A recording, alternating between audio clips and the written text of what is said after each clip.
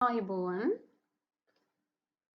This is a presentation on statement of estimated tax payable, commonly known as set form.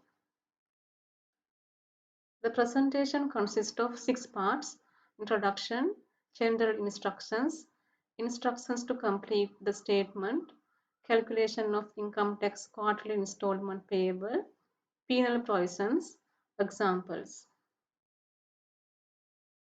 In terms of Section 90 and 91 of the Inland Revenue Act number 24 of 2017, every person who expects to derive assessable income during a year of assessment shall pay income tax in quarterly installments and is required to submit the set by the date for payment of the first tax installment.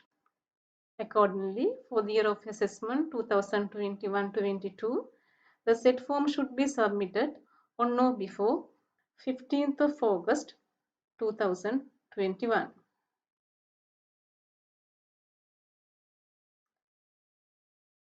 Duly completed set could be hand delivered or sent through registered post to the Central Document Management Unit, that is CDMU, at the head office of the IRDO, any regional office.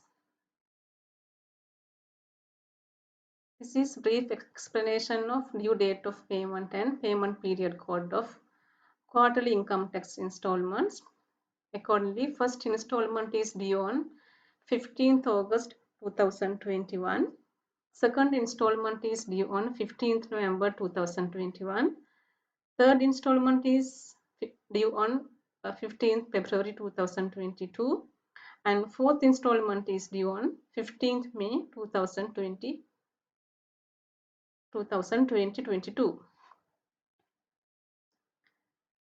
Paying slip for the payment of installments are posted to the taxpayers. However, in any case, if you have not received the paying slips, you can collect them from the Customer Support and Promotion Unit at the IRD head office or from any regional office or any branch of Bank of Ceylon.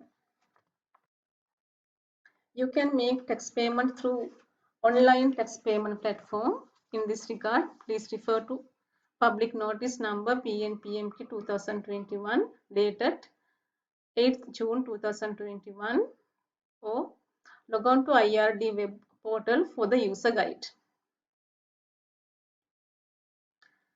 Let's see how to fill the set form. The set form consists of 3 parts. Here you see the part 1. Before filling this part 1, you should mark statement type, whether the statement is original statement or revised statement. The first set submitted by a person is treated as original statement, and if the estimated tax payable is varied from the original statement, a person can submit a revised statement. However, subsequent installment after filing a revised statement should be made according to the revised statement. You should also fill the income tax type, whether it is corporate, individual or partnership. Persons other than individual or partnership should mark corporate as their income tax type.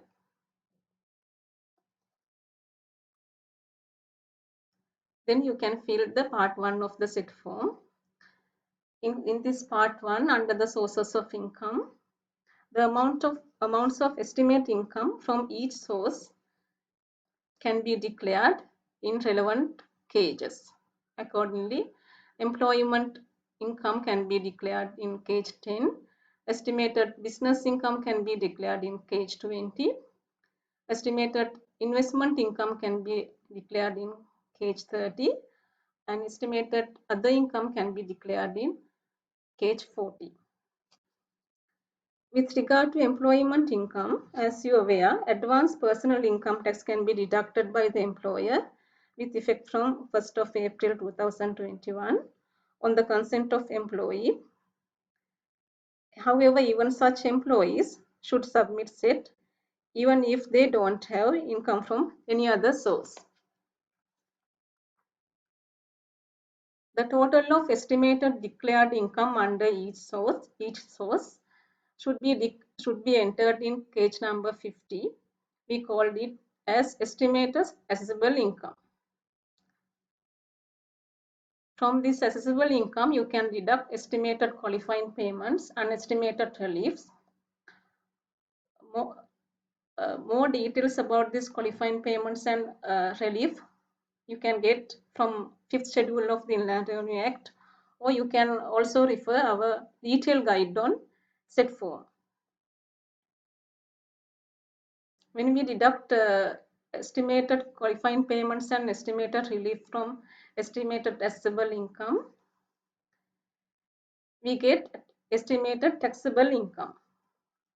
On this taxable income, we can apply tax rate and calculate estimated tax liability. For this purpose,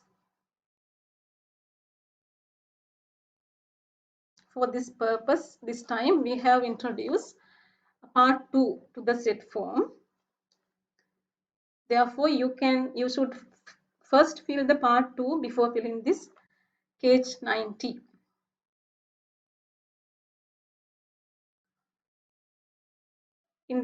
This is the part 2 of the set form.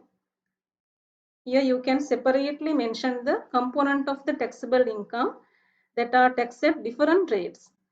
Suppose your taxable income include gains and profits from construction services, which is taxed at reduced rate, that is 14%. You can separately mention it here. You can just name the activity here.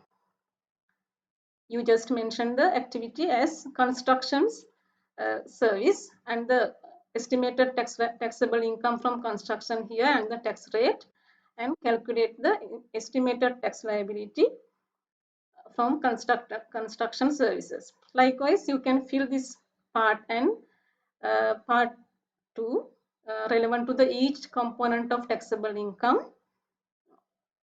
and finally enter the total taxable total tax liability in page 90.10. This figure you can enter to page 19 part 1. Accordingly, you may now realize that before filling the page 90, you have to fill part 2 of the set form. From this estimated tax liability, you can deduct estimated foreign tax and estimated advance personal income tax. Then you get the estimated tax payable for the year.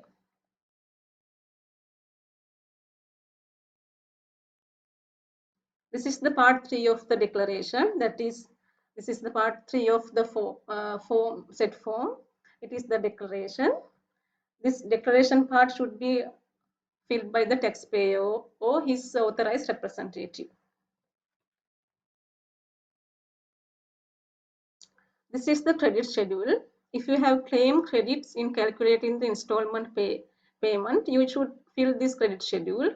We send you the first credit schedule with set form. If you need a schedule for the other installment payments, you can collect it from Customer Support and Promotion Unit at IRD. Let's see how to calculate income tax quarterly installment payments. A quarterly installment payment is considered as E. Then E equal to A minus C divided by B. A means estimated tax payable, that is the amount declared in page 120 of the set form in part 1 of the set form. B is the number of installments remaining including the current installment. I can explain B for you further. For the first installment, B means 4. For the second installment, B means 3. For the third installment, B means 2. And the fourth installment, B means 1. C means tax payments prior to that installment. Those are previous installment payments, withholding tax payments, advance income tax payments. It is a AIT. Person who have some specific credit is required to calculate net quarterly installment payment, that is E minus F. F includes advance payments of quarterly installment payment, brought forward economic service charge, share of installment paid by the partnership, that is for the partners of a partnership.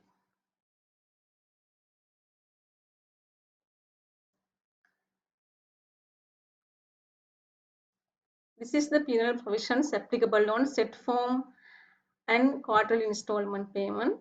Accordingly, person who has failed to submit a set may be subject to a penalty up to 1 million.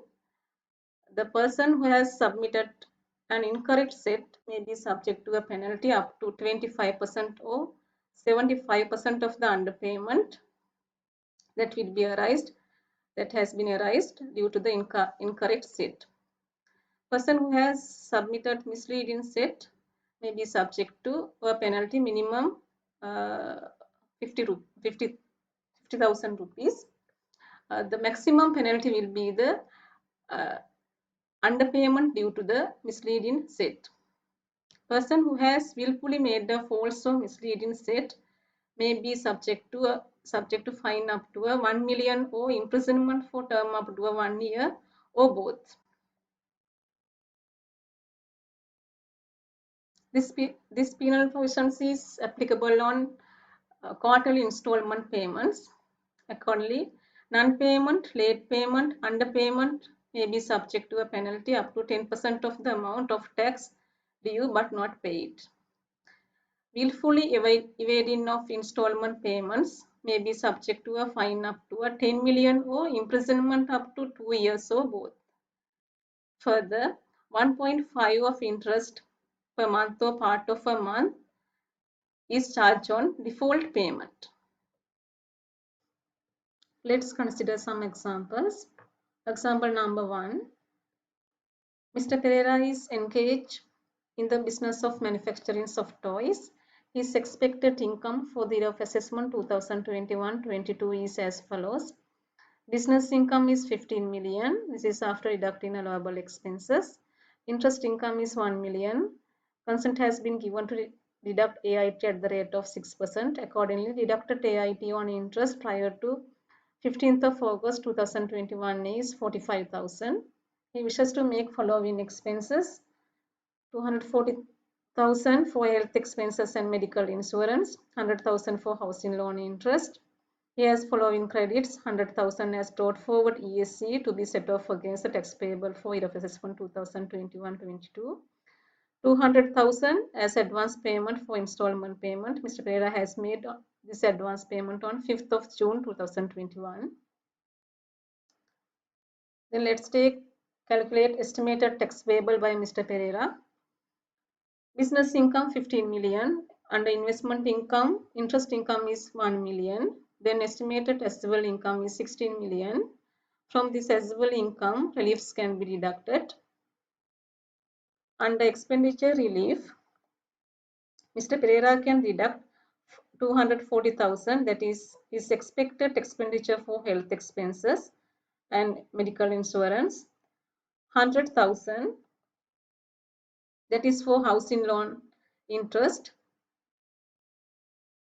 Under expenditure relief, a resident individual can deduct expenditures up to 1.2 million for a year of assessment. Therefore, Mr. Pereira can deduct the total of 340,000 from his assessable income. Then Mr. Pereira can deduct personal relief also. Resident and citizens can deduct this personal relief. It is 3 million for a year of assessment. After deducting this relief from assessable income, estimated taxable income of Mr. Pereira is 12,660,000. On this taxable income, these income tax rates can be applied. Then estimated tax payable for the year is 1,738,800. Let's calculate first income tax quarterly installment payable by Mr. Pereira. Quarterly installment payment means E. E equal A minus C divided by B. A means estimated tax payable, that is 1,738,800. C means tax payments prior to this installment.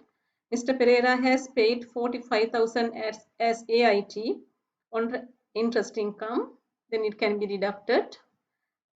We are calculating first installment, then B is 4. Therefore, quarterly installment payment is 423,450. But Mr. Pereira has some specific tax credits that are brought forward ESC, that is 100,000. Then advance payment made on 5th of June 2021 for the first installment, that is 200,000.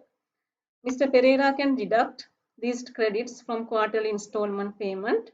Then his net quarterly installment is 123,450.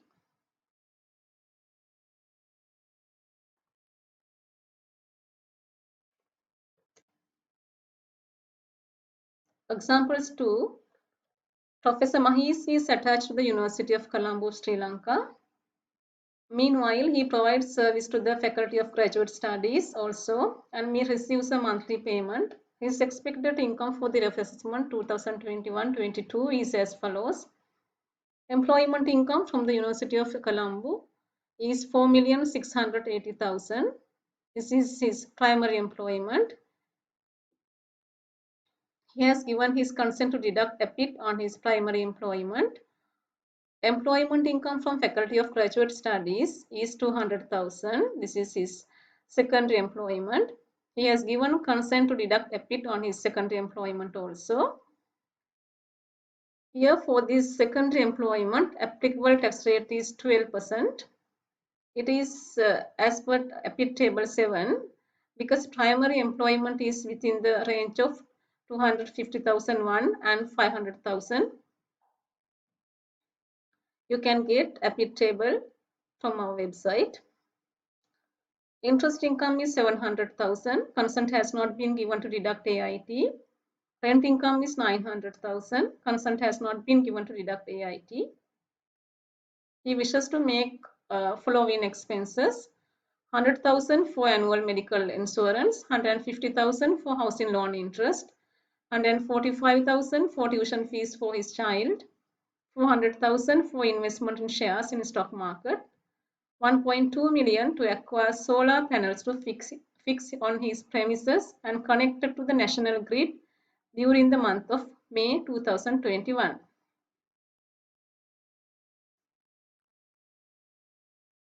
Then let's calculate estimate tax payable by Professor Mahis. Employment income from primary employment and secondary employment, 4,880,000. Under investment income, interest income 700,000, rent income 900,000. Then estimated taxable income is 6,480,000. From this taxable income, reliefs can be deducted. Then rent relief. Rent relief is the 25% of rent income. Then that is 225,000. Under expenditure relief, 100,000 for annual medical insurance, 150,000 for housing loan interest, 145,000 for tuition fees for his child, and 400,000 to buy shares can be deducted. This amount does not exceed 1.2 million. Therefore, he can deduct all such expenditure. He can also deduct personal relief, that is 3 million. Then Professor Mahis also entitles to deduct a qualifying payment that is expenditure made on solar panels. As you are aware, with effect from 1st of April 2021, a resident individual who has acquired solar panels to fix on his premises and connect to the national grid can deduct such expenditure as qualifying payment. However, maximum amount can be deducted for a year of assessment is 600,000 and balance can be deducted in next year of assessment. Therefore, professor can only deduct 600,000 as a qualifying payment. The balance 600 can be deducted from the next year of assessment.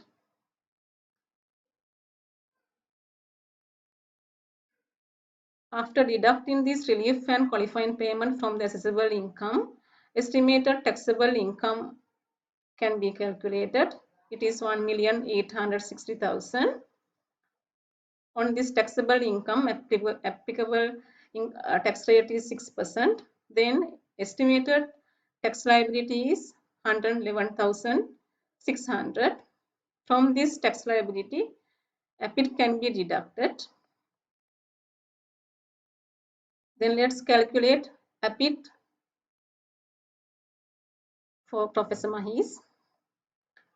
Primary employment 4,680,000. From this, personal relief can be deducted. Then estimated taxable income from primary employment 1,680,000. On this taxable incomes, tax rate 6% can be applied. Then estimated tax liability is 100,800. Secondary employment is 200,000. On this taxable income, applicable tax rate is 12%. This is as per APIT table 7. Then tax liability is 24,000. Then total income tax liability on employment income is 124,800. This APIT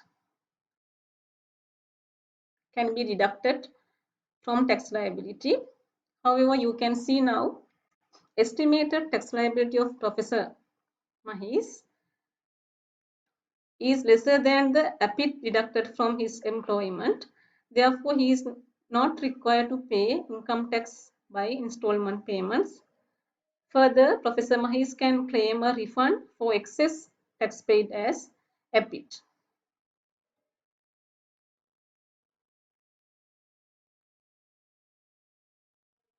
This is my presentation.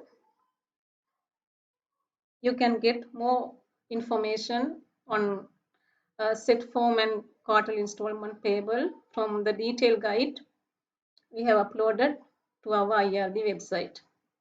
Thank you.